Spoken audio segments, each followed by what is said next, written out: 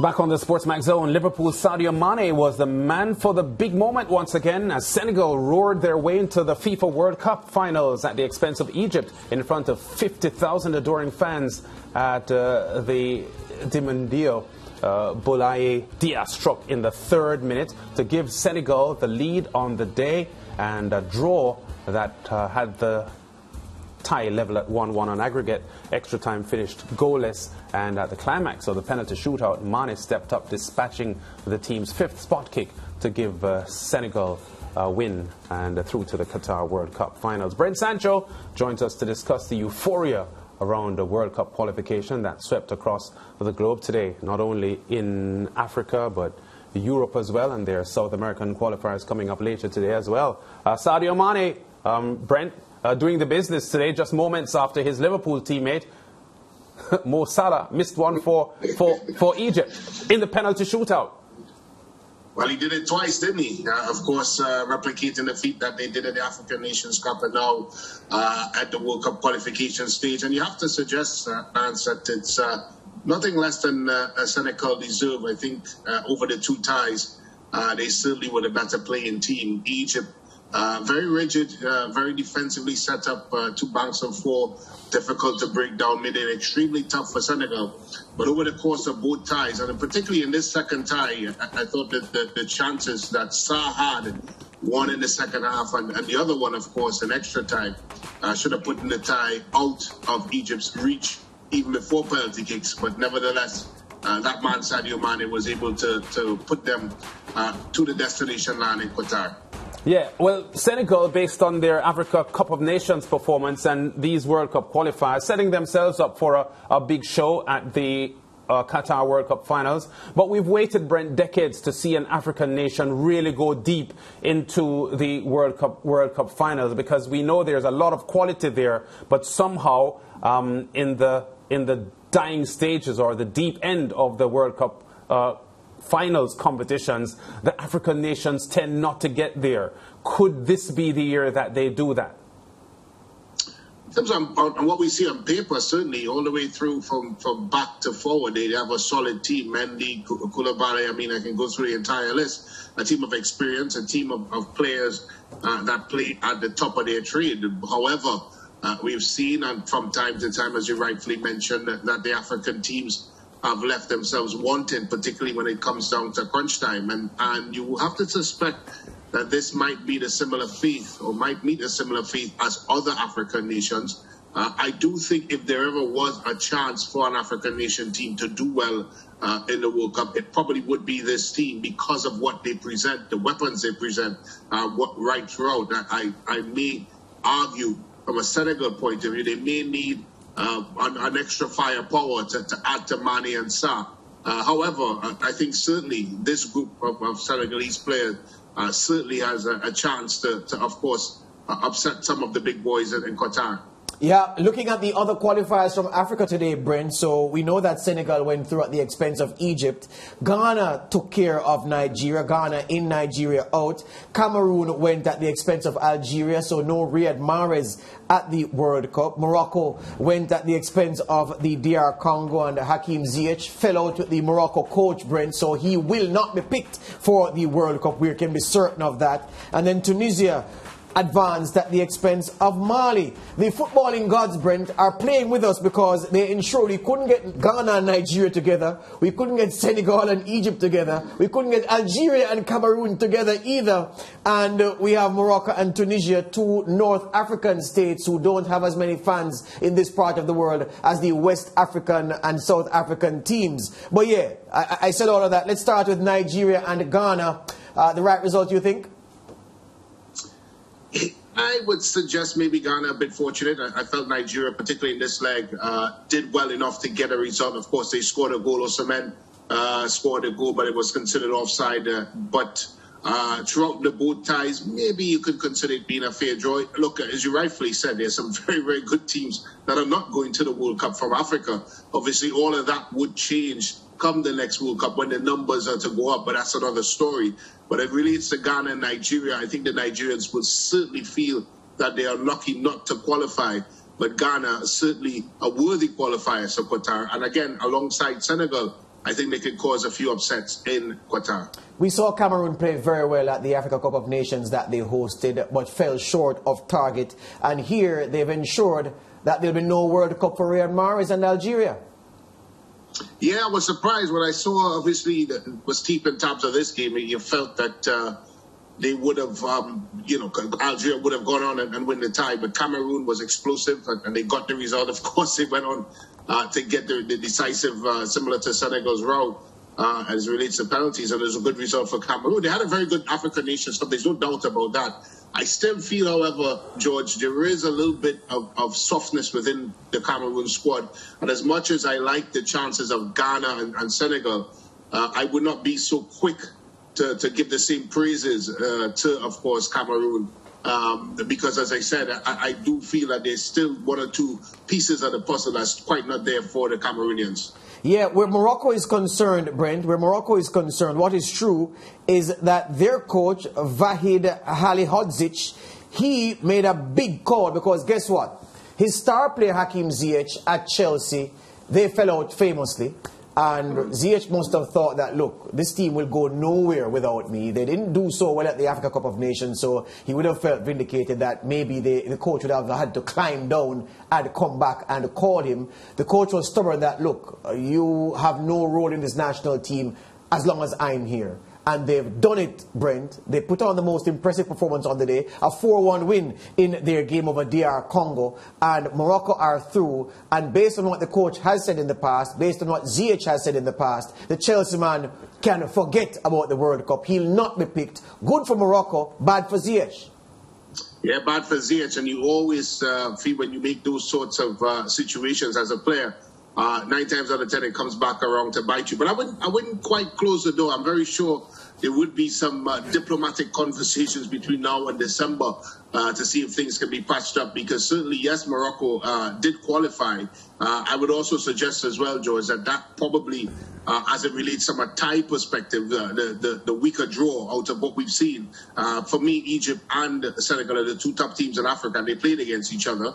But Morocco got, I would consider, a tough game, but nowhere in the likes of what, of course, Egypt experienced. So going into the World Cup, I think they would need all troops on board, and somehow, somewhere, I think the diplomacy from the FA level in Morocco would have some work to do, because they need Ziyech as part of that team if they have any chance at all to perform or get out to the group stages. Well, I've seen stranger things happen, Brent, but I'm telling you, based on what both men have said about each other and in public, it's hardly likely that this relationship will be patched. But a coach is sensible and pragmatic at the end of the day. He'll want his best team to go to the World Cup. And Hakim Ziyech makes Morocco better, but they've proven they can do without him. Maybe the president will need to intervene, Brent, and tell the coach to, look, do it for the country, forget ego, and get this thing right. Yeah, look, and sometimes these things even go to the political level. I've seen before where presidents and kings and those sorts of diplomats get involved in these sorts of situations. And Ziyech is easily the best player for Morocco, and he would make Morocco a better team. And I can see, as I said, there's more than enough time between now and Qatar for this situation to be sorted out. You hope for Morocco's sake, for football's sake, we would like to see the best players on the world stage plying their trade, and Ziyech is certainly one of them. Yeah, old man Rivers, Zlatan Ibrahimovic not going to Qatar because Poland and Robert Lewandowski ensured that Sweden's interest in the World Cup ended today. Good for Poland, bad for Zlatan and the Swedes. Yeah, a tale of two finishers, really. Sweden blew their chances and Poland didn't. They were clinical in front of goal, and that's the difference, and that's why they are going to Qatar. And you'd have to suggest for Zlatan, it is a bit of a disappointment. I think Sweden certainly had more than enough within themselves to qualify. They did show that in the first 45 minutes. But Poland and the way and how ruthless they were in front of goal was the difference tonight. I think a bit of a surprise to me, because I did have Sweden going through for that one. But, give the Poles credit. They did their business, and now they're marching on to Qatar. Yeah, and of course, we can't finish this conversation without talking about him, CR7, and Portugal. Bruno Fernandes finding the goals, taking down a plucky North Macedonia team, Brent, who is such a strong unit, nothing much individually, but they've shown you what togetherness can do. Togetherness knocked out Italy and gave Portugal a tough game in parts. Yeah, look, up until the goal, North Macedonia were very much in this tie, and unfortunately for them, it was an error. A bad pass across the middle of the park that caused the goal. Bruno Fernandes picking it off and, of course, laying out to Ronaldo, who, in turn, gave him a easiest of tasks to put it in the back of the net. And you felt once that goal went in, the game plan would have to change in North Macedonia. And I just didn't think within their structures, the way they play, that was not going to be capable. They're normally very, very comfortable being the hunted. And very rarely they are actually the hunter. And I think once they had to change into that mold, that's when they started to struggle. And eventually Portugal moved on 2-0. Of course, they would have been very happy to see it in the backs of Italy and not having to face them, because this certainly was a routine tie for them where you see them qualify. And looking at it from a bigger picture perspective, I think Portugal still have some gears, and having them in the World Cup, I think it's a good thing, because they would have to be considered one of the favorites to take the cup. Hear me and Brent, because it's good that I feel good having the chance to ask a Caribbean man this question. Here's the thing. It's a long time between now and the World Cup for the teams already qualified. And by the end of the day, all of the teams will be known. Well, except for the Wales game against either Scotland or the Ukraine, which is to come, right? Yeah. But Brent, qualifying now and playing a World Cup in November, so many months, so many games. What we are certain of, Brent, some big players will not make the World Cup because of injuries. Some players will fall out with their coach because of form or otherwise. Some of those who are celebrating today will not be on the plane to Qatar in a few months' time because of various reasons. As a player, having qualified for a World Cup and having assured yourself that you are in the coach's plans, the best 23 at this time, mentally, how do you process the games and competitions in the interregnum between qualifying for the World Cup and playing at the World Cup? And let me add this one as well, George. This is the first time the World Cup is going to be held during the November-December months. So I think the preparation for a player that normally goes to the World Cup with his team would be a lot different. Of course, they go into a break. Season starts a bit earlier. Season ends a bit quicker. Well, it breaks for most teams in Europe. So the normalcy of what a player that goes to the World Cup is used to is not there. And so that sort of the preparation would be a little bit different. I must admit, when we qualified for the 2006 World Cup, for me personally, the first thing in the back of your head is that you don't want to get injured. And not to suggest by any stretch that you go out into games, of course, trying to prevent that, because you can't. But, of course, it's in the back of your head. So you look after yourself a bit better. You try everything in your power to make sure that you stay healthy. And then on the flip side of it, you want to be in the coach's plans. And 9 times out of 10, most coaches try to widen their player pool by having a bevy of international friendly games, looking for 1 or 2 new additions. So you have to be on top of your toes. And just like any other player from your country, they want to be part of the World Cup. So that all those different, of course, spinning plates that a player has to deal with comes into play now. And I think, of course, it is a bit of a challenge looking into it. But it'll be interesting times to the ones that have qualified. Did you, Brent, tell us the truth now, well, you always tell us the truth. Did you look at the players in the Trinidad and Tobago pool who play the same position as you and follow their progress, seeing how well they did, to see if you needed to step up or if you were okay relative to what they were doing? Did you do that? Yeah, no, and to add to the fact, George, there was a bit of a conversation with the Trinidad national team about even looking at players that have British percentage, and the likes of Bobby Samara. Of course, he's a forward, doesn't play my position, and others. There was 1 or 2 other names that they were looking at, and so that even makes things even more intense for you as a player. And then you look at the ones that you normally rival with, and how they're doing. In my position, for a particular reason, Marvin Andrews had an ACL injury, so that would have meant for me he's a normal starting centre half, that there was always going to be a chance of playing the games in the World Cup. So yeah, you do look at those kinds of things, because look, at the end of the day, you want to play, and those are the types of factors that contribute to whether or not you even make the squad. And then, of course, whether or not you get to play and grace the fields at the World Cup. Yeah, and in case some people are wondering, Brent, if, for instance, your coach, Bain Hacker, had gone for a Bobby Zamora, people would say, well, I'm a defender, I don't need to worry because Bobby's a striker. But the addition of a foreign player to the striking ranks meant he would say, I need one less defender. And somebody who would have otherwise gone gets squeezed out. Yeah, no, you're right. And every time a new name comes into the pool, you have to get nervous because you don't know where the cut will come.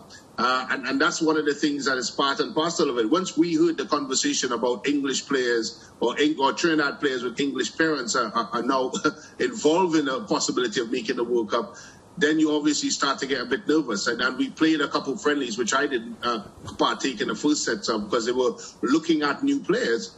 Yeah, you do get a bit nervous, and I'm very sure that a lot of these players and these teams who are looking and anxious about their final pick would be going through that right about now. Excellent stuff, my friend. Thank you for the experiential perspective. All the best to you. We'll talk again.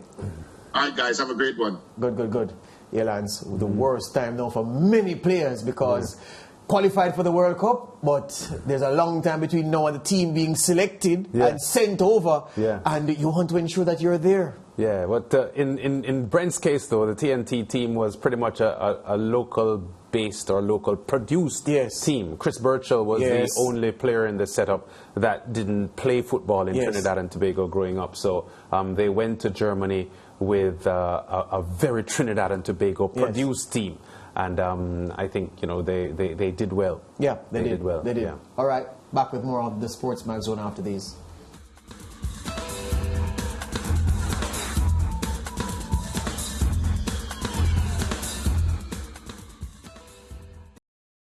Thank you for watching SportsMax on YouTube. Don't forget to like, share, subscribe, and to click the notification bell to stay informed.